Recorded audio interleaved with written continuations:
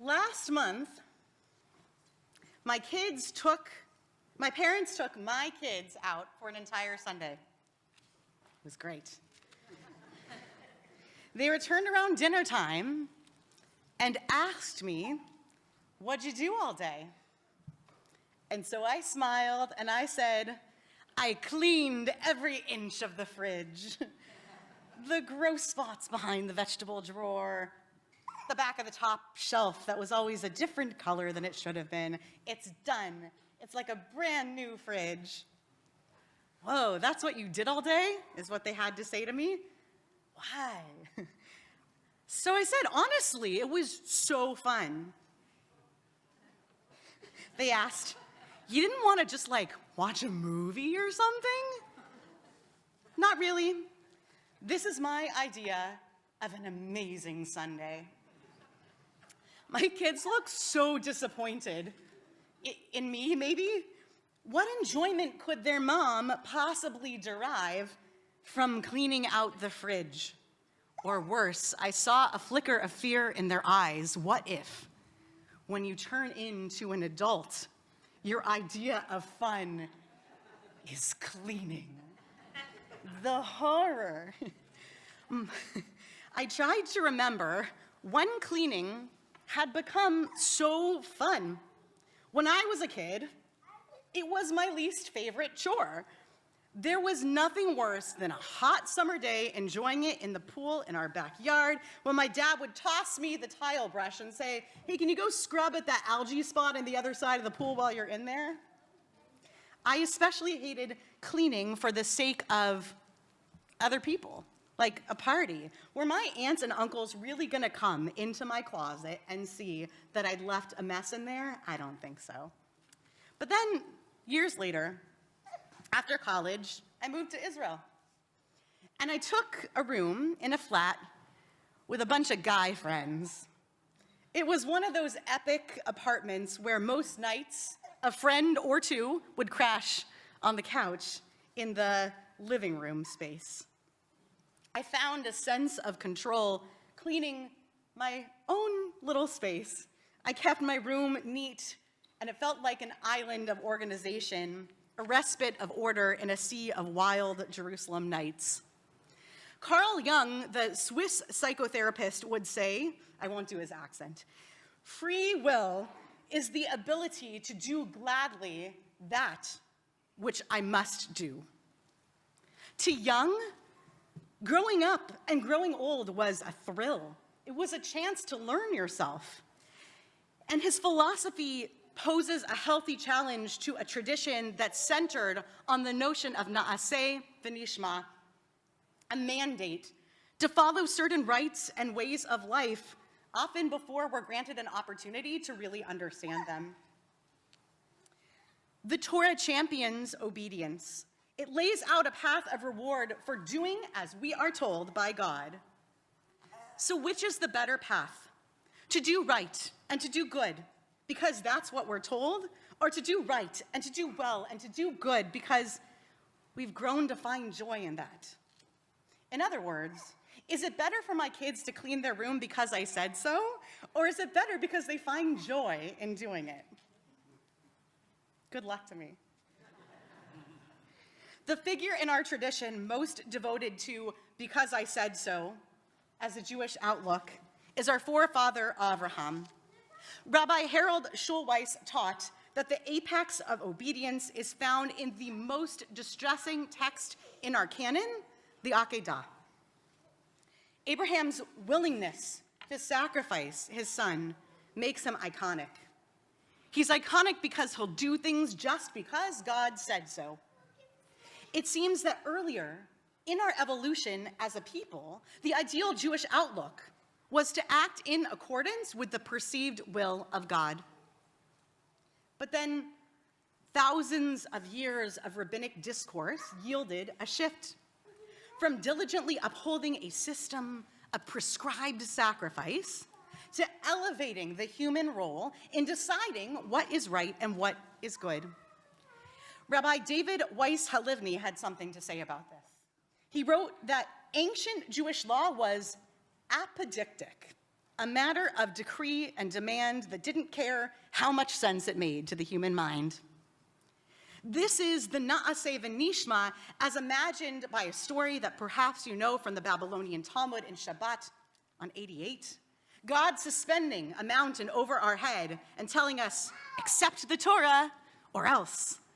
As rabbinic law evolved, however, it became far more important that the Jew understood, appreciated, and even bought into the dicta that they were following. Weiss Halivni explained that rabbinic law represents a turn to, quote, invite the receiver of the law to join in grasping the beneficent effect of the law, thereby bestowing dignity upon him and giving him a sense that he is a partner in the law. A reframe of Na'aseh v'nishma.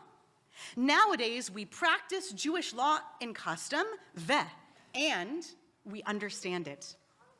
Each of us undergoes this transformation on an individual level as we mature from child to adult. We come of age and we shift from this Na'aseh v'nishma of compliance, something like, you'll understand this when you're older, to the Na'aseh v'nishma of appreciation, like, I can't wait to do a deep clean of my pantry. Now we see this play out on a much bigger scale, the scale of the whole Jewish people in the drama of our Parsha Ki Tisa. Moshe climbs the mountain twice. First, to receive the tablets with the 10 foundational laws. And after he breaks those tablets, he's asked to carve new ones. The late Chief Rabbi Lord Jonathan Sachs points out that the first time Moshe receives the commandments, God has inscribed them with his divine finger, as Ori taught us.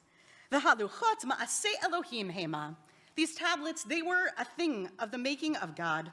The michtav Elohim hu, and the writing, that was the writing of God. Charut al haluchot, carved on the tablets. After Moshe shatters the first set of tablets in rage and in disappointment, God instructs Moshe, Pisol lecha shnei luchot avanim karishonim. V'chatafti al haluchot et hadvarim asher hayu al haluchot arishonim asher shibarta. Carve for yourself 2 tablets of stone like the first, and I will inscribe upon the tablets the words that were on the first tablets, which, by the way, you shattered. In the second instance, God invites, really voluntells Moshe to actively engage in the process of writing. Rabbi Sachs says that this is what is meant by pisol lecha, carve them for yourself. He writes, the reason God ordered Moshe to carve the second tablets was not because they were not worthy of a divine act, but to teach that the ever-renewing power of halakha, Jewish law, given in the second tablets, involves the active participation of the labor of human beings with divine aid, just as the second tablets were carved by Moshe. The writing was by God. It's a learning opportunity, with God goading Moshe and our people to take hold of the mitzvot, since, after all, human beings are the ones who will have to figure out how to live by them. The second tablets are sketched in that mature spirit of pisol lecha, an intrinsic motivation to engage with the laws and observances that God is placing into human hands. Most Jewish journeys start without much agency. A version of that first set of tablets, with the parent who took you to Hebrew school or enrolled you in a Jewish academy like Pressman Academy. Perhaps your journey started differently. Maybe it started with an introduction to Judaism class on the path to conversion, with a teacher who told you what to do, what to study, maybe even what to believe. That's where we all begin. Our Jewish story written by the ones who came before us.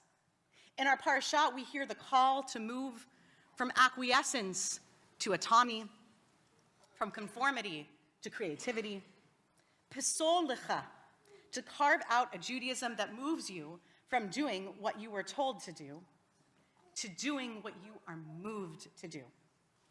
To open yourself up to the joy of experiencing a Judaism where you delight in your duties, where showing up feels like a pleasure, like even a privilege. This is the core impetus behind the new Adult B'nai Mitzvah program at Temple Beth Am, to foster a space where Jews gather to level up their Jewish literacy, their agency, their purpose, and their direction. The clergy will teach on rotation to this weekly cohort, which launches on May 1st. The signups are open now. And it will culminate in a Shabbat Chanukah celebration all the way in 2026. Through a combination of skill acquisition and storytelling, of deep text study, and community building, the Adult B'nai Mitzvah program aims to empower our members to advance their comfort level doing Jewish at shul and also doing Jewish at home. We're beckoning you to study Judaism in this Pisol Lecha framework, truly for yourself. And that might be the case if your bar bat mitzvah is already in the rearview mirror and you just want to refresh your claim on Jewish practice. Or maybe your upbringing didn't include intense Jewish learning, and now is the time. Or perhaps Jewishness and Judaism is new itself to you, and this is a next step to get excited about. This is your chance to renew your excitement, to take Jewish practice from assignment and responsibility into the realm wherein you might even surprise yourself by looking forward to pulling out your materials and studying for your bar or bat mitzvah deeply. You might even look forward to that more than cleaning out your fridge. The Talmudic teaching about God holding a mountain over the heads of the Jewish people to induce our acceptance of the Torah resolves in the Talmud with a story about Purim. The sage Rava teaches that the Torah, which we once accepted under coercion at Mount Sinai, we finally accepted willingly in the wake of the miracles of Purim. God's absence in the Megillah becomes evidence of the Jewish people at long last taking hold of Torah and of Jewish identity for themselves. May you find yourself moved by the spirit of Shushan, hungry to carve out the next chapter in your Jewish identity. Not because I said so, but because it's something precious that you can do for yourself.